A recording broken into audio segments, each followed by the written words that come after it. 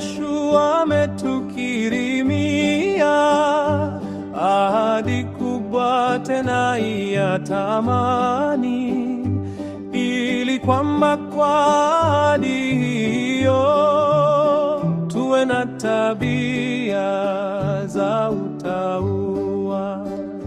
Kwa imani tuwe na maarifa nao wema pamoja na kiasi, kwa saburi na utauwa na upendo wa ndugu kati yetu.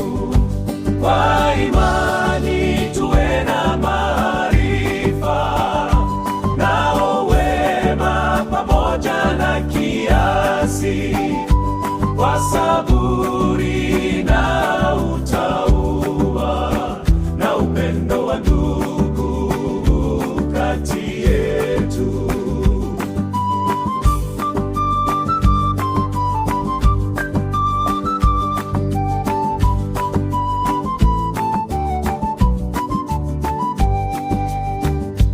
Ndugu yangu, na tujitahidi kutenda mambo yote ya utauwa.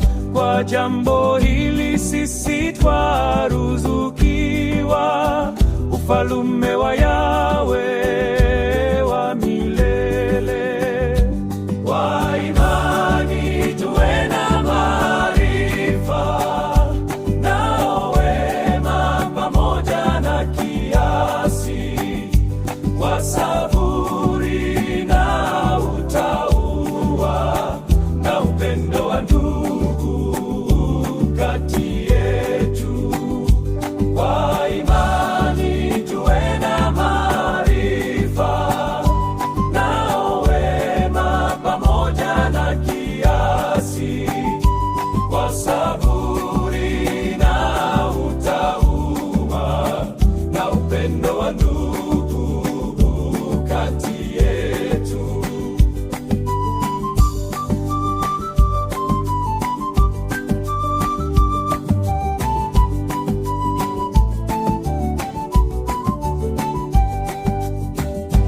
Kwa imani tuwe na maarifa nao wema pamoja na kiasi, kwa saburi na utauwa na upendo wa ndugu kati yetu.